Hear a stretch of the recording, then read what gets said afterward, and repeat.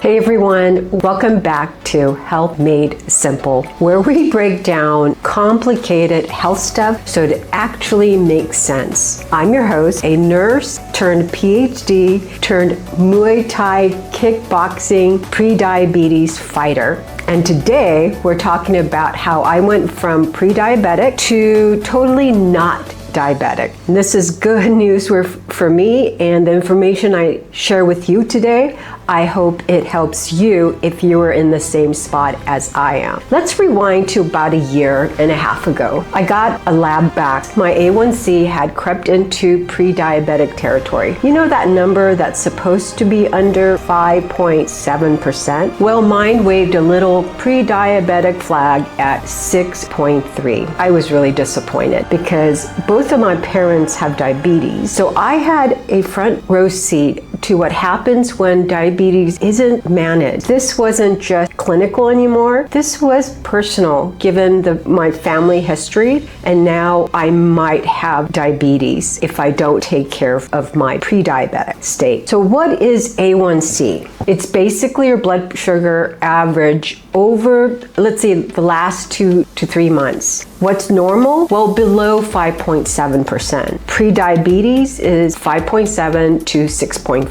Anything above 6.4, you're considered having diabetes. The way you could think about these values is that it's a report card about how high your sugar was in your blood. And mine at that time was a bit average at best, but I wanted to take care of it before it became a full-blown diabetes. Now here's really the scary part. According to the CDC, over 96 million adults in the US are pre-diabetic. 96 million. And you know what? Out of that, millions of people, they're sitting around with A1C at pre-diabetic range, like myself. Well, more than 80% of them don't even know it. Kind of scary, right? It's like being in a horror movie and not realizing really you're the main character. And if you take it a little bit further, when your A1C is in that pre-diabetes range, you may really not feel anything. Like myself, I really didn't feel sick. There are no symptoms until you have full-blown type 2 diabetes. I took care of a lot of patients who have type 2 diabetes, and it's not a really condition that you want to carry around in your body.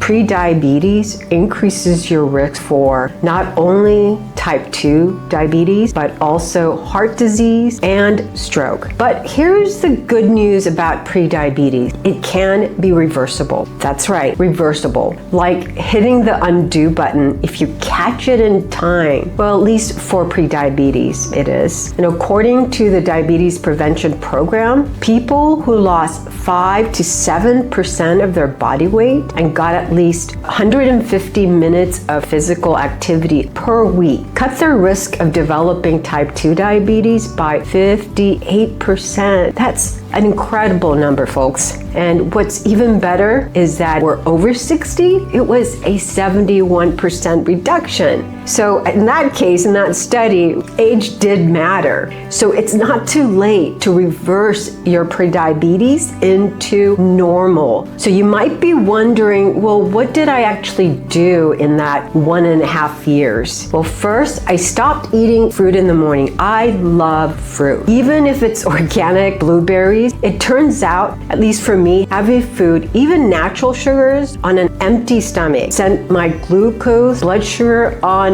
a roller coaster. The ones that go really high.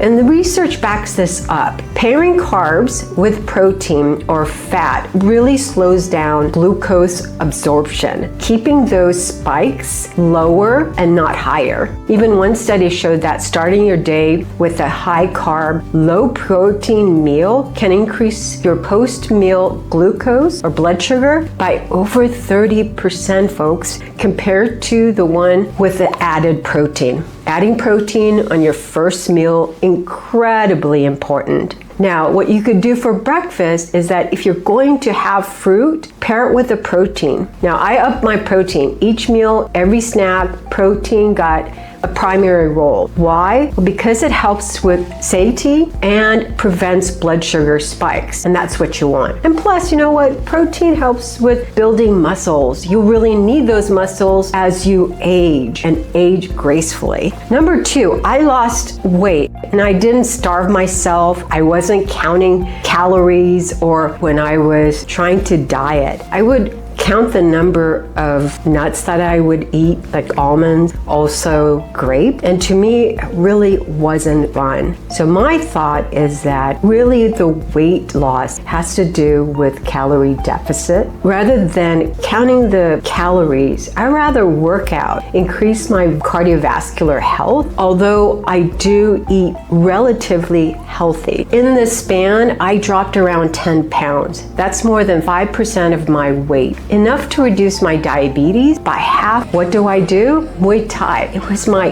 game changer. I loved it. Nothing really torches calories like kicking pads and dodging elbows. I didn't try to lose weight. I was just really having fun, but the 90-minute of intensive workout really helped reduce my weight. And it wasn't just a workout, it was therapy with punching. I was dripping sweat, torching calories, and smiling through bruises.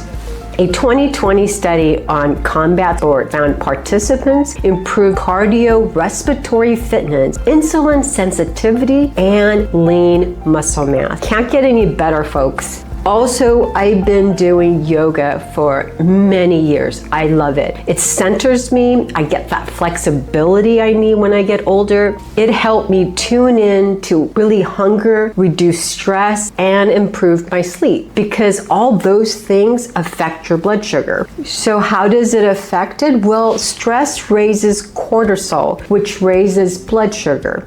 And yoga helps because it reduces your stress level. A review showed that yoga can significantly reduce fasting glucose and A1C in people with metabolic syndrome and prediabetes. And another important thing that I did was weight training. Muscle is your best friend in blood sugar control. More muscle, better insulin sensitivity. Lifting weights 2 to 3 times a week has been shown to improve glucose tolerance even without the weight loss. That's incredible. So weightlifting is extremely important as we grow older to keep our bone healthy.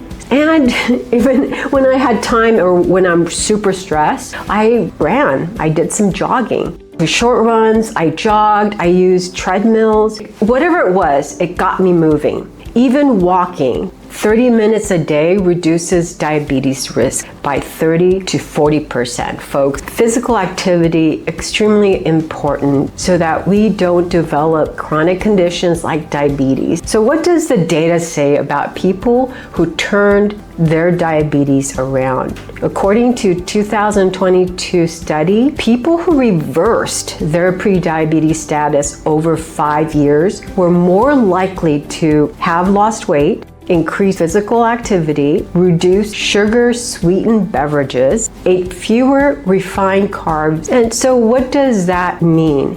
It means that the things I did are relevant to turn prediabetes into non-diabetes, losing the weight, foregoing those sweetened, sugar-laden, empty-calorie soft drinks. It's not an easy thing to change your lifestyle in one day, even 1 week, even a month. It's going to be difficult. So pick one that is a low-hanging fruit, meaning that if you drink, let's say 5 cans of Coke every day, maybe over the week or two reduce that by 1 Coke a day, things like that. And maybe you've never exercised or you've been putting it off. Find something you enjoy. Find something that you can actually sustain. I recommend walking for 30 minutes. It's easy to do. You could put on your favorite music and just listen to the beat, and you'll be surprised how fast that 30 minutes really goes. So as we get to the end of this video, what is the takeaway? It's not about cutting everything out. It's about really consistency,